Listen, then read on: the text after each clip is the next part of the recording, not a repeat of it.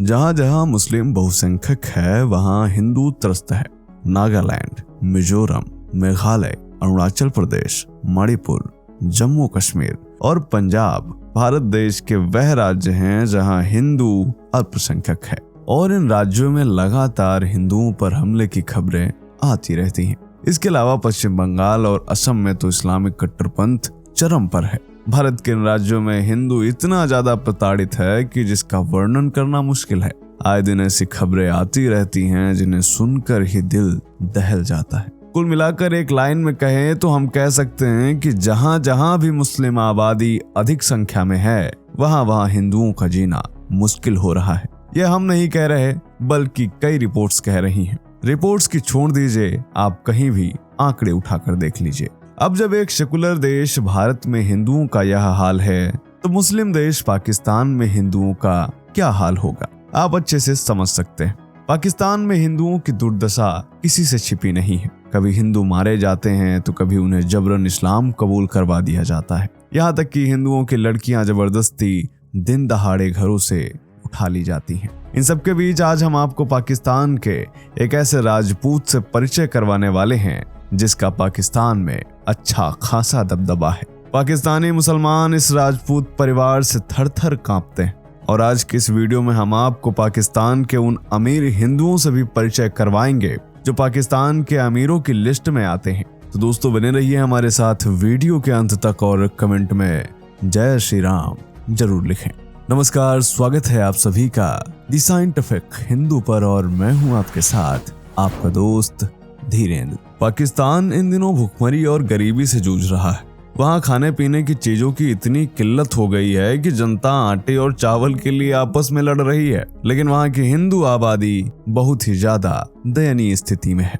हालांकि इसके बावजूद भी पाकिस्तान जैसे मुस्लिम देश में ऐसे हिंदू भी हैं जो वहाँ के सबसे अमीर लोगों में अपनी गिनती करवाते हैं, जिनकी संपत्ति करोड़ों में है। और ऐसे भी हिंदू हैं जिन्होंने पूरे पाकिस्तान में रौब जमा कर रखा है। ये जनरल मुशर्रफ के जो आपके पास में कॉन्टेक्ट्स हैं, वो कॉन्टेक्ट्स यूज करके राणे को डराने की कोशिश नहीं करना अरबाब साहब। जी हाँ दोस्तों, पाकिस्तान में हिंदू परिवारों पर हो रहे अत्याचारों की खबरें लगातार आती रहती हैं। उसी पाकिस्तान में एक राजपूत परिवार अभी भी पूरे शान शौकत के साथ रह रहा है। जी हाँ दोस्तों, इस राजपूत परिवार के सामने पाकिस्तानी लोग खौफ खाते हैं। मुस्लिम मौलाना तो थर-थर कांपते हैं। हाई कमिश्नर पाकिस्तान को मैंने एक फोन किया, उन्होंने कहा साहब ये आपके मेहमान नहीं है, ये पाकिस्तान गवर्नमेंट और हमारे मेहमान है। लेकिन क्यों, आइए जानते हैं। भारत पाकिस्तान के बंटवारे के समय कई रियासतें पाकिस्तान के हिस्से में चली गई।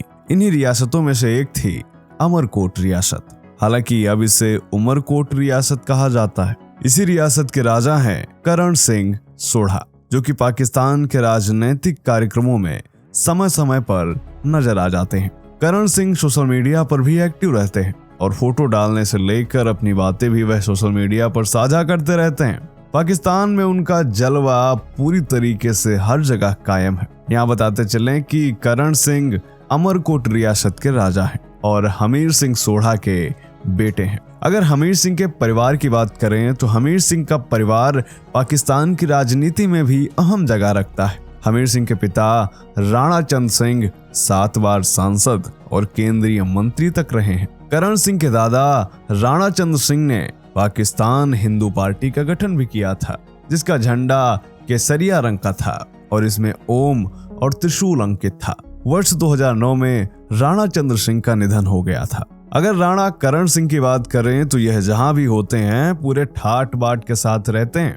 वह जहां भी जाते हैं उनके साथ बंदूकधारी बॉडीगार्ड भी उनकी सुरक्षा में मौजूद रहते हैं। यहाँ यह भी बता दें कि करण सिंह की सुरक्षा में मौजूद बॉडीगार्ड ज्यादातर मुस्लिम है। करण सिंह के साथ जाने वाला अंगरक्षक हमेशा AK-47 राइफल और एक बंदूक रखता है। पाकिस्तानी लोगों का मानना है कि यह राजपूत परिवार राजा पारस का वंशज है, इसलिए वे हमीर सिंह के इस राजपूत परिवार को बहुत महत्व देते हैं। यही कारण है कि पूरे पाकिस्तान में इस राजपूत परिवार की धमक है। पाकिस्तान के सिंध में बसा उमरकोट वहां की एकमात्र हिंदू रियासत है। देश विभाजन के समय कई परिवार पाकिस्तान छोड़कर राजस्थान में आ बसे, परंतु उमरकोट के राणा ने अपनी जन्मभूमि नहीं छोड़ी और आज भी सोशल मीडिया से लेकर राजनीति के क्षेत्र तक में उनका खासा दबदबा है। करण सिंह को लग्जरी गाड़ियों का शौक है। वो अक्सर अपनी लग्जरी गाड़ियों में घूमते नजर आते हैं। इसके अलावा करण सिंह को शिकार करने का भी शौक है। वो अक्सर कुछ बंदूकधारी गार्ड्स के साथ जंगल में खुली जीप पर शिकार के लिए निकल जाते हैं। वर्ष 2015 में करण सिंह का विवाह जयपुर राजस्थान के ठाकुर मान सिंह की बेटी पद्मनी के साथ हुआ था, जो काफी धूमधाम से हुआ था। इस विवाह में पाकिस्तान से 100 से ज्यादा मेहमान शामिल हुए थे, जिनमें राजनेता और बॉलीवुड की भी हस्तियां शामिल थीं। आपको जानकर हैरानी होगी कि जिस पाकिस्तान में हिंदुओं को उनके मूल अधिकारों से भी वंचित रखा गया है, पाकिस्तान में हिंदू बामुश्किल वहां अपना जीवन यापन कर पा रहे हैं। पाकिस्तानी सरकार भी हिंदुओं की उपेक्षा ही करती है। इसके बावजूद यह रॉयल हिंदू फैमिली पूरे शानो शौकत के साथ पाकिस्तान में रहती है। उनके साथ कुछ और हिंदू परिवार हैं जो पाकिस्तान में अमीरों की लिस्ट में आते हैं। इन हिंदू अमीरों की लिस्ट में पाकिस्तान में सबसे पहले आते हैं दीपक परवानी। दोस्तों, दीपक परवानी का जन्म हुआ था 1973 में, वो भी पाकिस्तान के मीरपुर खास में। दीपक एक मशहूर फैशन डिजाइनर हैं और एक एक्टर भी हैं। दीपक परवानी पाकिस्तान के हिंदू सिंधी समुदाय से आते हैं और इन्हें फैशन इंडस्ट्री में कई पुरस्कार भी दिए जा चुके हैं। इनकी अगर हम नेटवर्थ की बात करें तो 2022 में छपी रिपोर्ट के मुताबिक इनकी सालाना नेटवर्थ लगभग 71 करोड़ रुपए के करीब है। दूसरे नंबर पर आते हैं नवीन परवानी। नवीन परवानी दीपक परवानी के ही चचेरे भाई हैं। इनका जन्म हुआ था 30 अक्टूबर 1971 में। आपको बता दें कि नवीन परवानी पाकिस्तान के मशहूर स्नूकर खिलाड़ी रह चुके हैं। साल 2006 में जब कतर के दोहा में एशियाई खेल हो रहे थे तो नवीन ने पाकिस्तान का उसमें प्रतिनिधित्व किया था। साल 2022 की रिपोर्ट की बात करें तो नवीन परवानी की नेटवर्थ है लगभग 60 करोड़ रुपए। तीसरे नंबर पर आती हैं संगीता। संगीता का जन्म हुआ था पाकिस्तान के कराची शहर में। ये पाकिस्तानी फिल्म इंडस्ट्री में एक मशहूर अभिनेत्री और डायरेक्टर हैं। इस इंडस्ट्री में संगीता साल 1969 से काम कर रही हैं। हालांकि संगीता को पाकिस्तान में परवीन रिजवी के नाम से जाना जाता है। आपको बता दें कि संगीता उर्फ परवीन ने निकाह, मुट्ठी भर चावल, ये अमन, नाम मेरा बदनाम जैसी कई बड़ी फिल्मों में काम किया है। इनकी सालाना कमाई की बात करें तो लगभग 39 करोड़ रुपए है। चौथे नंबर पर आती हैं रीता ईश्वर।